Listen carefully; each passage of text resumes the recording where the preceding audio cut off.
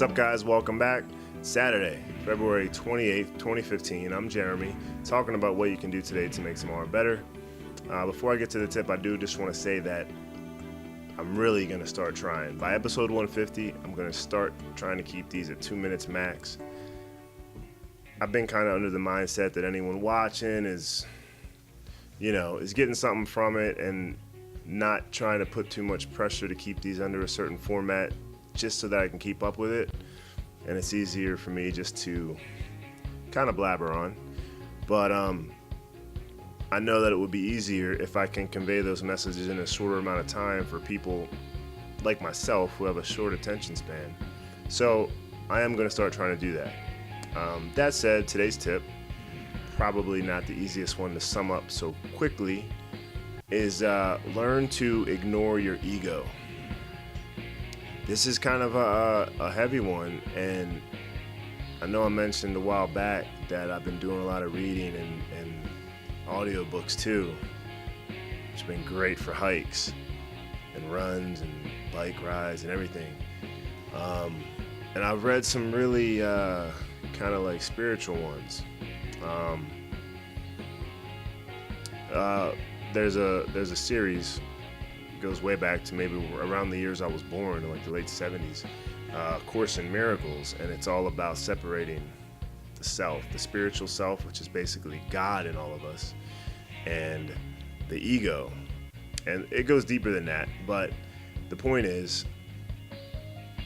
what my tip is you really got to learn to ignore the ego, because so much of what we do and so much of the harm we cause and so many of the things we do that we end up regretting all stem from the ego. Because the ego is that if you have two voices, if you got the one little voice on your right shoulder and then the one on your left, one of them's the ego. That's the like red one with the little horns, and then the other one is the spiritual side. That's the good one. One on the right with the white with the halo over its head. If you can get rid of your ego, your life will probably be a lot easier. You're going to eliminate a lot of pain, a lot of decisions based on self-gratifying results and expectations and, just views of yourself, and it's more of a defense mechanism and everything. If you can ignore the ego, which will basically give you the ultimate humility.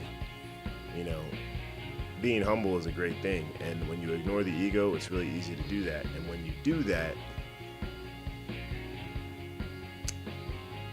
life is just more peaceful. If you're truly at peace with that. So that's something for you to think about individually. Maybe you want to read the books. There's a book called Return to Love 2, that's like kind of like one author, Marianne Williamson's summation of A Course in Miracles, which is a lot longer, but it goes a lot heavier into those topics. You can read it for yourself, go on a spiritual journey, and it's really eye-opening. It's really been reading a lot lately, and those among others have just made me realize that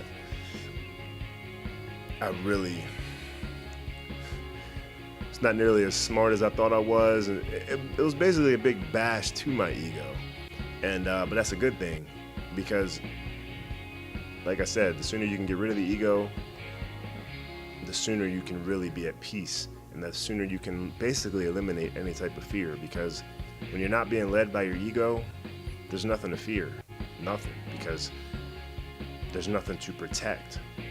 It's all, you're basically opening yourself up to love and giving love and receiving it, not putting up walls.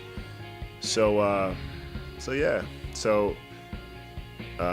get what you want from that, but learn to ignore your ego.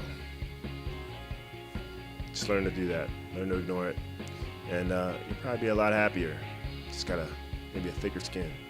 But yeah, that's about it. I hope you're enjoying your Saturday. I'll see you tomorrow.